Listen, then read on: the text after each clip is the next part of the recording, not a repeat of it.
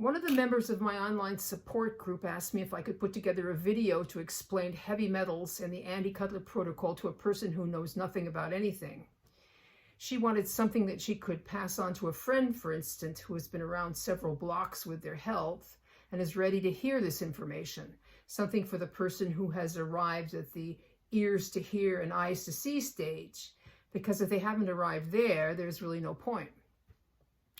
Heavy metal toxicity is an underlying cause. Perhaps you've been, as I say, wandering around in the wilderness with your health and have not managed to get any better. You think it's Lyme, you think it's mold, you think that now that you have given up gluten, you will finally recover. But no, you have an underlying problem, metal problem. Nothing is going to get entirely better until you take care of that. The most common toxic element implicated in heavy metal toxicity is mercury. After that comes lead, and after that probably arsenic. We tend to mostly talk about mercury in our discussions because it is the strangest and most harmful of all the metals, and it is really, really common. Although lead poisoning is a huge problem, at least it is recognized by the authorities, whereas mercury isn't at all. Since we're in the States, we tend to talk about the United States population, but people contact us from all over the world. Mercury poisoning is epidemic. And as David Hammond, who wrote the book I'm going to show a picture of, said about it, it's an undiagnosed epidemic. There are a whole bunch of poisons out there in the environment. They all can make you sick in a couple of different ways, but mercury is different from ordinary poisons. Mercury interferes with a vast number of fundamental metabolic processes. It causes hundreds of different symptoms, and any individual may experience some or a great many of these at any time. Get enough of it into your body and you will stop being able to detox anything else too. The symptoms mercury causes range from anxiety and depression to psychosis, from tremors to seizures to dire autoimmune diseases like ALS and multiple sclerosis, from acid reflux to leaky gut to multiple chemical sensitivity, from OCD, ADD, and ADHD through Asperger's up to outright nonverbal banging your head against the wall autism. Multiple issues that go and come and change all the time can very well be mercury. Here's a list of things you wouldn't normally think about, which we found to be diagnostic for mercury and which we put in our book. You have been told by a doctor to see a therapist when you are obviously physically ill, or you have gotten the diagnosis of somatization disorder. You have a medical file more than an inch thick. You have a cupboard bursting with supplements and medicines.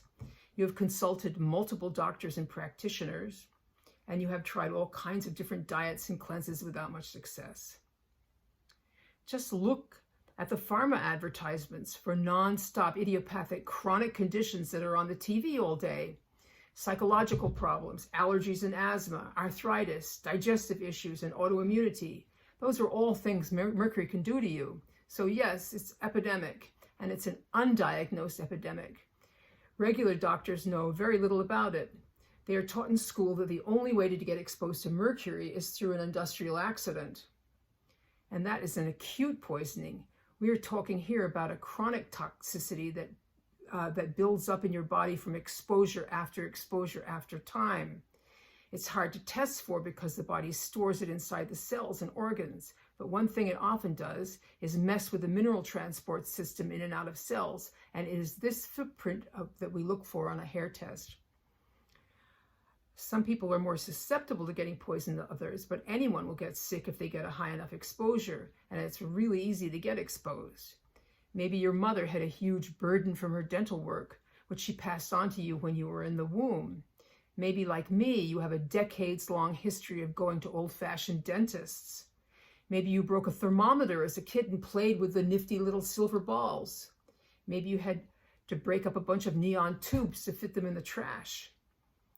Since it evaporates at room temperature and the vapor is its most readily absorbable form, which goes straight into your brain when you breathe it in, standing around just looking at the stuff is enough to get poisoned. Aside from that, it has been used medicinally for centuries, and it is still used extensively in dentistry and in those products that must not be named as a preservative. If you think it was all removed and it's all gone, think again.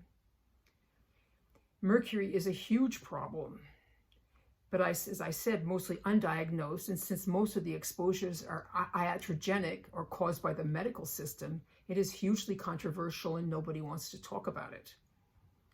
So perhaps you are a person with some combo of the 250 symptoms this stuff can cause.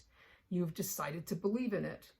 The next controversial issue is, what do you do? How do you get it out of your body and stop it from interfering with your metabolism in its hundreds of different ways and get your body to work normally again? Getting mercury out of your body inevitably means that you are going to mobilize it from wherever it is stored, move it around a bit, and then hopefully excrete it. Unfortunately, this is hazardous because it's so toxic. You don't want to move it from someplace in your body where it's not bothering you much to someplace where it can do a world of harm, like your brain. Please be careful. We have put together a do not do list. It is in the book, The Detox Manual. It is in our Facebook support group in the files. And I have written several articles about it on my blog at maybeitsmercury.com. And I've done more than one video about it at Maybe It's Mercury on YouTube. Be careful of charismatic psychopathic practitioners, as I call them, who swear they know what they are doing. It's easy to get into a world of hurt and suffering by doing this thing wrong. And here we arrive at who is Andy Cutler. Andy was a PhD chemist and a chemical engineer with an extremely high IQ who got poisoned from his dental work and had to figure out how to get better on his own. He wrote 3 books about this: Amalgam Illness, Diagnosis and Treatment, Hair Test Interpretation, Finding Hidden Toxicities, and finally, the Mercury Detoxification Manual with me as co-author. The first 2 books are technical and are sold as textbooks. The manual that I helped with was written for the person with brain fog and an impaired intellect in mind. It takes you step by step through how to follow this protocol. The Andy Cutler protocol is arguably the most conservative way to detox mercury, and believe me, as I explained above, it is easy to make yourself work worse, so conservative is the way to go. Metal chelation is a well-understood concept in chemistry, and the protocol uses true dithiol mercury chelators dosed on their half-life. These molecules have 2 thiol groups, which have a particular affinity for mercury, and they are spaced correctly on the molecule in order to latch onto the mercury ion, tear it away from wherever it is lodged. The chelators are dosed on their half-life in order to keep blood levels steady.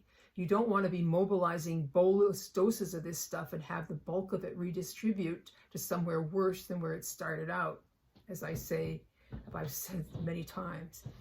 It takes a whole book to explain everything. You can buy the Detox Manual at maybeitsmercury.com.